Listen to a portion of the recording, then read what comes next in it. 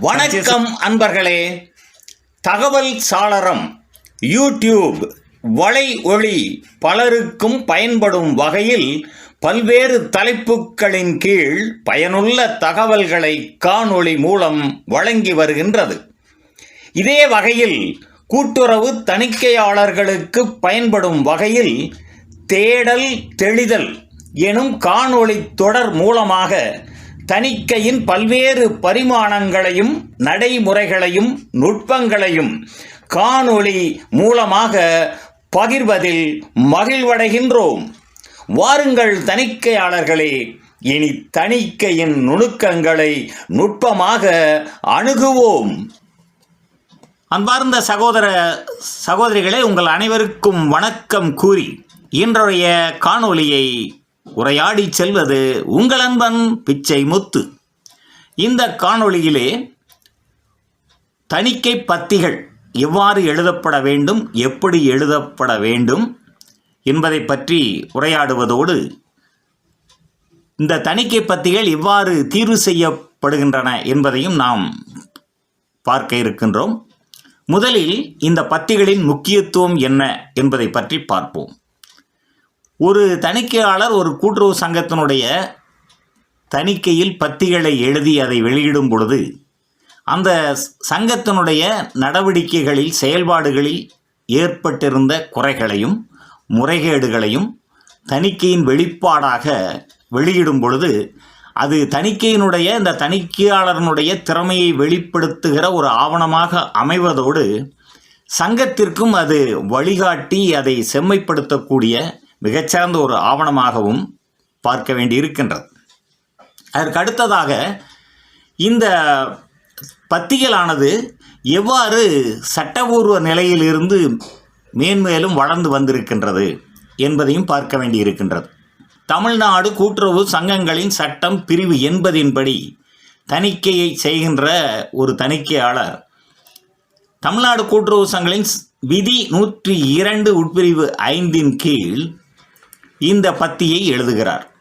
அந்த பத்தியில் விதிகளுக்கு முரணான நடவடிக்கைகள், கணக்கிற்கு வராத தொகைகள், வரவு செலவுகளில் முறைகேடு மற்றும் பிற இனங்களையும் இந்த குறைகளின் தொகுப்பு அல்லது பத்திகளில் எழுத வேண்டும் என சட்டமும் விதியும் சொல்கின்றது. இவ்வாறு எழுதப்பட்ட பத்திகளினுடைய குறை அல்லது பத்திகளை எவ்வாறு நிவர்த்தி செய்வது, எவ்வாறு தீர்வு செய்வது என்பதை கூட்டுறவு சங்கங்களினுடைய சட்டம் பிரிவு 80 உட்பிரிவு 7 மிக தெளிவாக சொல்லியிருக்கின்றது. இதற்கு அடுத்ததாக தணிக்கை நடைமுறை நூல், அதாவது கூட்டுறவு சங்கங்களினுடைய சட்டம் மற்றும் விதிகளின் கீழ் தணிக்கை நடைமுறை நூல் தொகுக்கப்பட்டு அந்த தணிக்கை நடைமுறை நூலில் இந்த பத்திகளின் தொகுப்பு எவ்வாறு அமைய வேண்டும் என்பதை மிக தெளிவாக கூறியிருப்பதோடு கூடுதலாக கூட்டுறவு சங்கத்தை தணிக்கை செய்கிற ஒவ்வொரு தணிக்கையாளரும் அந்த சங்கத்தினுடைய நிதி நிலையை ஆய்வு செய்து, அதாவது financial review, comparative analysis, fund flow analysis இவைகளை பற்றியெல்லாம் தெளிவாக ஒரு நரேட்டிவ் அறிக்கையையும் இணைக்க வேண்டும் என்று தணிக்கை நடைமுறை நூலில் குறிப்பிடப்பட்டு உள்ளது. சரி, இப்பொழுது இந்த பத்திகளினுடைய தொகுப்பானது எப்படி இருக்க வேண்டும் என்பதற்கும் தணிக்கை நடைமுறை நூலிலே தெளிவான விவரங்கள் கூறப்பட்டு உள்ளன. அடுத்ததாக இந்த பத்திகள் எவ்வாறு எழுதப்பட வேண்டும், எப்படி இருக்க வேண்டும் என்பதை பற்றி பார்க்கலாம். இந்த தணிக்கை பத்திகளானது உண்மையான தகவல்களை கொண்டதாகவும் புள்ளி விவரங்களின் அடிப்படையிலும் தேவையற்ற யோசனைகளை சொல்லாததாகவும் மேலோட்டமான கருத்துக்களை அள்ளி வீசாததாகவும் இருக்க வேண்டும். அதற்கு அடுத்ததாக முறைகேடுகளை சுட்டிக்காட்டும் பொழுது எவ்வித சார்புத்தன்மையும் இன்றி எந்த ஒரு நபரையும் நேரடியாக நபரையை பொறுப்பாக்காமல் அந்த செயலை மிக தெளிவாக எடுத்து காட்டுவதாக அமைய வேண்டும். அதற்கு அடுத்ததாக ஒவ்வொரு பத்தியிலும் அதற்கான சட்டம், விதிகள், துணை விதிகள், என்ன மீறல் நடந்திருக்கிறது என்பதை பற்றியெல்லாம் தெளிவாக இருக்க வேண்டும். எந்த ஒரு பத்தியும் பொதுமைப்படுத்தலாக இருக்கக்கூடாது. அதாவது அந்த பத்தியானது மிக தெளிவாக என்ன நடந்திருக்கிறது, எப்படி நடந்திருக்கிறது, ஏன், எப்படி, எதற்கு என்கிற தெளிவான விவரங்கள் இருக்க வேண்டுமே ஒழிய பொதுவாக பொதுமைப்படுத்தி எழுதக்கூடாது. அதற்கு அடுத்ததாக சங்க நிதி கணக்குகளுக்கு தொடர்பு இல்லாத பயனற்ற குறைகள் எவற்றையும் இந்த பத்திகளில் எழுதக்கூடாது என்பதையும் தணிக்கை நடைமுறை நூலில் மிக தெளிவாக குறிப்பிட்டிருக்கின்றார்கள். அதன் பின்னால் இந்த தணிக்கை நடைமுறை நூலின்படி முன்னாளில் என்றால் இந்நாளில் இப்பொழுது இந்த தணிக்கை பத்திகளை வகைப்பாடு மாற்றப்படும் வரை அப்பொழுது பிரிவு அதாவது ஏபி என்று 2 பிரிவுகளாக எழுதி வந்தார்கள். அது தற்பொழுது நாம் நடைமுறையில் இல்லை என்பதால் அதை பற்றி நாம் விவாதிக்க வேண்டிய அவசியம் இல்லை. அதற்கு அடுத்ததாக இந்த குறைகளை தொகுப்பு என்று அப்போ சொல்லப்பட்டது, இப்பொழுது பத்தி என்கிறோம் அல்லவா. இதனை வெளியிடுவதற்கு முன்பாக விதி 102 உட்பிரிவு 5 படி தணிக்கையாளர் சங்க நிர்வாகத்துடன் கலந்து உரையாட வேண்டும். இன்னென்ன பத்திகளெல்லாம் நான் கண்டுபிடித்து இருக்கின்றோம், இதற்கான உங்களுடைய பதில் என்ன என்பதையெல்லாம் பெற்று தேவையான மாற்றங்களை செய்ய வேண்டும் என்றும் தணிக்கை நடைமுறை நூலில் உள்ளது. அத்தோடு விதி 102(8) தணிக்கை சான்று வழங்குகிற அதிகாரி ஏற்கனவே தணிக்கையாளரால் எழுதப்பட்டிருக்கிற பத்திகளில் ஏதேனும் மாற்றங்கள் தேவையென்றால் அதை அவர் தேவையான மாற்றங்களுடன் வெளியிடலாம் எனவும் சொல்லப்பட்டிருக்கிறது. அதற்கு அடுத்ததாக இந்த பத்திகளை தீர்வு செய்தல் அல்லது குறைகளை களைவு செய்தல் என்பதற்கான நடைமுறையை கூட்டுறவு சங்கங்களின் சட்டம் பிரிவு 80 உட்பிரிவு 7 கீழ் தெளிவாக கூறப்பட்டுள்ளது. நிர்வாகத்தினுடைய பொறுப்பு என அதிலே சொல்லப்பட்டும் உள்ளது. அதற்கு அடுத்ததாக ரொக்கம் சம்பந்தப்பட்ட வரவு செலவு நடவடிக்கைகளில் ரூபாய் 5,000 சரக்கு விற்பனை கொள்முதல் சரக்கு இருப்பு ஆகியவைகளில் ரூபாய் 25,000க்கும் மேற்பட்ட இனங்களில் ஏதேனும் முறைகேடுகள் இருக்குமானால் அவைகளை பத்திகளில் எழுதுவதோடு தனி அறிக்கையையும் கொடுக்க வேண்டும் என தணிக்கை நடைமுறை நூலில் குறிப்பிடப்பட்டு உள்ளது. இப்பொழுது அடுத்த கட்டத்திற்கு நாம் வந்திருக்கிறோம். அதாவது 2023ஆம் ஆண்டிலே இந்த குறைகளை பத்தியில் எவ்வாறு எழுத வேண்டும், அவைகளை எப்படி நிர்வாகத்துடன் விவாதிக்க வேண்டும், எவ்வாறு தீர்வு செய்ய வேண்டும் என்பதை பற்றியெல்லாம் ஏற்கனவே இருக்கிற சட்டம் விதிகள் தணிக்கை நடைமுறை நூலுக்கு இசைவாக தற்போதைய தலைமை தணிக்கை இயக்குனர் அவர்கள் மிக தெளிவாக வழிகாட்டு நெறிமுறைகளை வழங்கியிருக்கின்றார். அந்த வழிகாட்டு நெறிமுறைகளினுடைய முக்கியமான அம்சங்களை நாம் இப்பொழுது பார்ப்போம். முதலில் எழுதப்படுகின்ற ஒவ்வொரு பத்திக்கும் தலைப்பு இருக்க வேண்டும். அதாவது வெறும் வரிசை எண் மட்டும் 1, 2, 3 என்று போடுவதோடு அந்த வரிசை எண்ணிலேயே பத்தியின் தலைப்பு என்ன, உதாரணமாக சரக்கு இருப்பு குறைவு என்றால் சரக்கு இருப்பு குறைவு, அல்லது ஏதாவது ஒரு செலவினம் அதிகமாக இருக்கிறது என்றால் அந்த செலவினத்தினுடைய பெயரை சொல்லி இந்த செலவினத்தில் தொகை அதிகமாக கொடுக்கப்பட்டது என்று அந்த குறையினுடைய அல்லது பத்தியினுடைய தலைப்பு மேலே எடுத்த உடனேயே எழுதப்பட வேண்டும் என்பது மிக முக்கியமான ஒரு விஷயமாக தலைமை தணிக்கை இயக்குனர் குறிப்பிட்டுள்ளார். அதற்கு அடுத்ததாக குறையின் சுருக்கம், அந்த தலைப்பிற்கு அடுத்ததாக எடுத்த உடனேயே இந்த எழுதப்படுகிற குறை எதை பற்றியது என்பதை பற்றி சுருக்கமாக சொல்லிவிட வேண்டும். உதாரணமாக பத்தியின் தலைப்பு சரக்கு இருப்பு குறைவு என்று எழுதினால் அதற்கு அடுத்ததாக விற்பனை பிரிவில் சரக்கு இருப்பு குறைவு ரூபாய் 32,000 என்று அதனுடைய சுருக்கமாக அடுத்த இதில் இருக்க வேண்டும். அதற்கு அடுத்ததாக இந்த தலைப்பில் குறிப்பிடப்பட்டுள்ள சுருக்கம் கொடுக்கப்பட்ட பத்திக்கு தொடர்புடைய விதிகள் என்ன, சட்டம் விதிகள் துணை விதிகள் ஆகியவை என்னென்ன என்பதை பற்றியெல்லாம் குறிப்பிட்டுவிட்டு அந்த குறை எவ்வாறு தணிக்கையின் போது காணப்பட்டது, சட்டம் விதிகள் நடைமுறை நோட்கள் இவைகளிலெல்லாம் எவ்வாறு செயல்பட வேண்டும் என்பதை ஏதோ மீறி ஒரு நடவடிக்கை நடந்திருக்கிறது அல்லவா, அதில் காணப்பட்ட குறை என்ன என்பதை அதற்கு அடுத்தது சொல்ல வேண்டும்.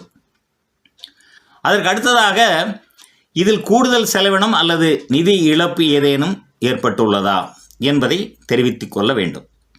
அவ்வாறு தெரிவித்த பின்னால் இத்தகைய குறைகளை நிர்வாகத்திற்கு கொடுத்து அந்த நிர்வாகத்தினுடைய அவர்களுடைய தரப்பினுடைய கருத்தையும் தணிக்கை குழு கேட்டுக்கொள்ள வேண்டும்.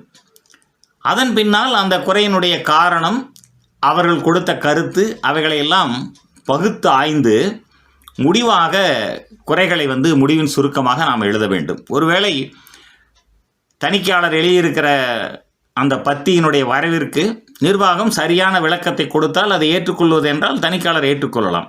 இல்லாவிட்டால் ஏன் ஏற்றுக்கொள்ளவில்லை என்பதற்கான முடிவு செய்துவிட்டு அதற்கான கருத்துரையை மிக தெளிவாக பத்தியில் எழுதிவிடலாம். அதற்கு அடுத்ததாக இந்த பத்திகளை எவ்வாறு எழுத வேண்டும் என்பது, அதாவது சரியான தகவல் புள்ளி விவரங்களை கொடுக்க வேண்டும். அதற்கு அடுத்ததாக இந்த பத்திகளை எழுதுகின்ற கருத்தானது எளிமையாக புரியும்படியாக இருக்க வேண்டும். யாருக்கு எழுதுகிறோம்? நம்ம சங்கத்திற்கு எழுதுகிறோம். அதனால் சங்கத்திற்கு எழுதுறதுனால அந்த மொழி நடை என்பது எளிதில் புரிந்து கொள்ளக்கூடியதாக இருக்க வேண்டும். அதற்கு அடுத்ததாக அந்த பத்திகளுக்கான ஆதாரங்கள், ஆவண சான்று என்னென்ன, உதாரணமாக செலவுச்சீட்டு அல்லது பெயரேட்டில் இந்த பதிவு அல்லது கொள்முதல் பட்டியல், விற்பனை பட்டியல், இப்படி ஆதாரங்கள் என்ன என்பதையும் அதில் சொல்ல வேண்டும். ஆக இந்த வகையில் ஏற்கனவே தணிக்கை நடைமுறை நூலில் குறிப்பிட்டுள்ள பல்வேறு விஷயங்களை எல்லாம் உள்ளடக்கி இப்போதைய தலைமை தணிக்கை அலுவலர் எவ்வாறு இந்த குறைகளை மிக இன்னும் தெளிவாக எழுத வேண்டும் என்பதை பற்றி இந்த தன்னுடைய 2023ஆம் தேதிய கடிதத்திலே மிக தெளிவாக வழிகாட்டு நெறிமுறைகளை தணிக்கையாளர்களுக்கு வழங்கியுள்ளார். அடுத்ததாக இந்த தணிக்கை பத்திகள் எவ்வாறு வகைப்படுத்தப்பட வேண்டும் என்பதை தலைமை தணிக்கை இயக்குனர் தனது கடிதத்தில் மிக தெளிவாக குறிப்பிட்டுள்ளார். ஏற்கனவே நாம் பார்த்தது போல் தணிக்கை நடைமுறை நூலில் கடுங்குறைகள், இயல்பான குறைகள் என்று 2 பிரிவுகளாக அவை நடைமுறைப்படுத்தப்பட்டு இருந்தன. இப்பொழுது 2023ஆம் ஆண்டிலிருந்து தலைமை தணிக்கை இயக்குனருடைய வழிகாட்டுதல் நெறிமுறைகளின்படி இவைகள் 4 பகுதிகளில் வகைப்படுத்தப்பட வேண்டும். 1 கடுங்குறைகள், 2வது நடைமுறைகள் மீறப்பட்டது, 3வது திறமையற்ற செயல்பாடு, 4வது பொதுவான குறைகள். இதில் இப்பொழுது ஒவ்வொரு வகையிலும் என்னென்ன இடம்பெறும் என்பதை பற்றி நாம் பார்க்கலாம். இதில் கடுங்குறைகள் என்கிற முதல் வகைப்பாட்டில் கையாடல்கள், முறைகேடுகள், சட்டம், விதி, துணை விதிகள் மீறல், தவறான நடவடிக்கை மூலமாக நிர்வாகம் ஏற்படுத்திய இழப்பு, இவையெல்லாம் கடுங்குறைகள் என்கிற முதல் பிரிவிலே இடம்பெறும். 2வது பிரிவு என்பது நடைமுறைகள் மீறப்பட்ட இனங்கள். அதாவது கணக்கு வைப்பு நடைமுறையில் கடைபிடிக்காமல் விடுபட்ட நடைமுறைகள், கணக்கு புத்தகங்கள் பராமரிக்கப்படாதது, தணிக்கையில் சுட்டிக்காட்டப்பட்ட வழிகாட்டுதல்களை சங்க நிர்வாகம் மீறியது அல்லது கடைபிடிக்காதது, இவையெல்லாம் இந்த பிரிவிலே இடம்பெறும். அதற்கு அடுத்ததாக திறமையற்ற செயல்பாடு, கொள்முதல் மற்றும் விற்பனையில் சங்கத்தின் திறமை இன்மை, தவணை தவறிய கடன்களை வசூலிப்பதில் தாமதம், நிதி ஆதாரங்களை முழுமையாக பயன்படுத்தாமல் விடப்பட்டது, இவையெல்லாம் திறமையற்ற செயல்பாடு என்கிற இந்த வகைப்பாட்டிலே வரும். அதற்கு அடுத்தது இந்த 3 வகைப்பாட்டையும் தாண்டி 4வது வகைப்பாடு பொதுவான குறைகள். இது சொல்லப்போனால் இந்த குறைகள் இயல்பாக தீர்வு செய்யக்கூடிய குறைகளாக இருக்கும். அதாவது நிதி மற்றும் நடைமுறை மீறல் இல்லாத இயல்பான குறைகள், உட்கட்டுப்பாடு மற்றும் கணக்குகளை அபிவிருத்தி செய்வதற்கான யோசனைகள், இவையெல்லாம் இந்த பத்திகளிலே இடம்பெற வேண்டும். அடுத்ததாக இவ்வாறு எழுதப்பட்ட பத்திகளை தீர்வு செய்வதற்காக தலைமை தணிக்கை இயக்குனர் அவர்கள் 2024 மிகச்சிறந்த ஒரு ஏற்பாட்டினை செய்து அதற்கான அரசாணையையும் பெற்றுள்ளார். 16/9/2024 பெறப்பட்ட அரசாணையின்படி 20/10/2024 தலைமை தணிக்கை இயக்குனர் அவர்கள் இதற்கான வழிகாட்டு நெறிமுறைகளை வழங்கியுள்ளார். இந்த அரசாணையின்படி 2 குழுக்கள், அதாவது பத்திகளை தீர்வு செய்வதற்கு 2 மட்டத்தில் குழுக்கள் அமைக்கப்பட்டிருக்கின்றன. ஒன்று மாவட்ட அளவிலான குழு, மற்றொன்று மாநில அளவிலான குழு. மாவட்ட அளவிலான குழுவில் மாவட்ட ஆட்சித்தலைவர் அந்த பத்தி தீர்வு செய்கின்ற குழுவினுடைய தலைவராக இருப்பார். அதற்கு அடுத்ததாக மண்டல இயக்குனர் மற்றும் உதவி இயக்குனர், அதற்கு அடுத்ததாக தொடர்புடைய அந்த செயல் பதிவாளர்களுடைய அதிகாரி, கூட்டுறவு, தொழில், நெசவாளர், இப்படியெல்லாம் சங்கங்கள் இருக்கிறது அல்லவா, அந்தந்த சங்கங்களினுடைய செயல் பதிவாளர்களுடைய பிரதிநிதி, இவர்களெல்லாம் அதில் இடம்பெறுவார்கள். இந்த கூட்டமானது, பத்திகளை தீர்வு செய்கிற கூட்டமானது குறைந்தது 3 மாதத்திற்கு ஒரு முறை நடத்தப்பட வேண்டும்.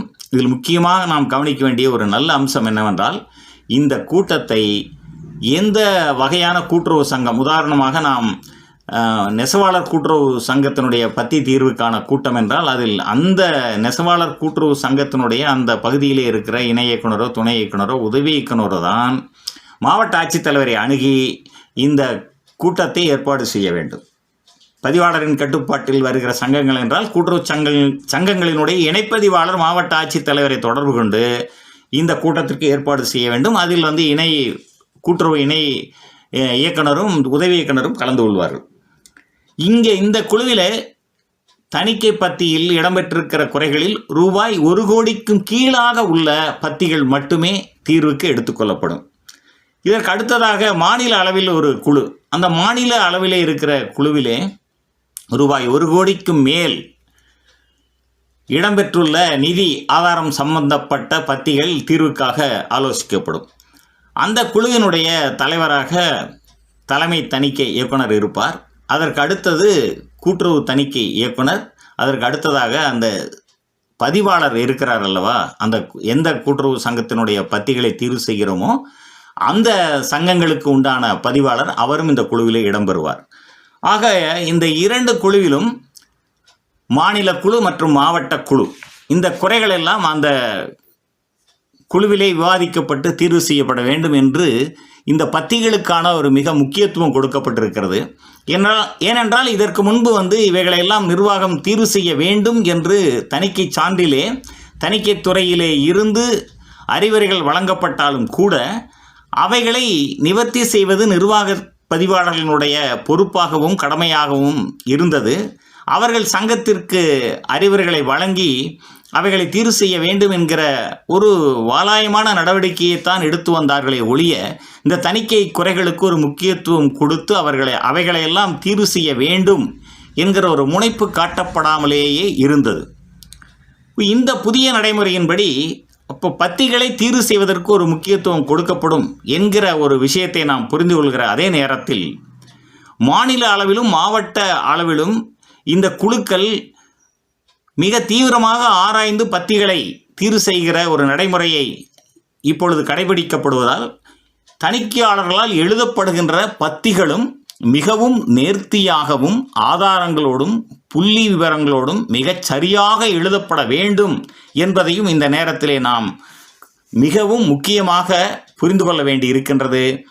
எனவே நண்பர்களே, நீங்கள் தணிக்கை மேற்கொள்கிற எந்த சங்கமாக இருந்தாலும் அந்த சங்கத்திலே கூட்டுறவு சங்கங்களினுடைய சட்டத்திலே இருந்து தொடங்கி இப்போது தலைமை தணிக்கை இயக்குனருடைய வழிகாட்டுதல் நெறிமுறை வரை வழங்கப்பட்டுள்ள அனைத்து நடைமுறைகளையும் மிக சரியாகவும் தெளிவாகவும் கடைபிடித்து உங்களுடைய தணிக்கையினுடைய திறமையை வெளிப்படுத்துகிற அதே நேரத்தில் அந்த கூட்டுறவு சங்கத்தினுடைய முன்னேற்றமும் வளர்ச்சிக்கும் உங்களுடைய பத்திகள் வழிகாட்டுவதாக நீங்கள் பத்திகளை எழுத வேண்டும் என்கிற ஒரு கருத்தோடு இந்த காணொளியை நிறைவு செய்கின்றேன். நன்று நண்பர்களே, தேடல் தெளிதல் தொடரின் பிறிதொரு காணொளியில் மீண்டும் சந்திப்போம்.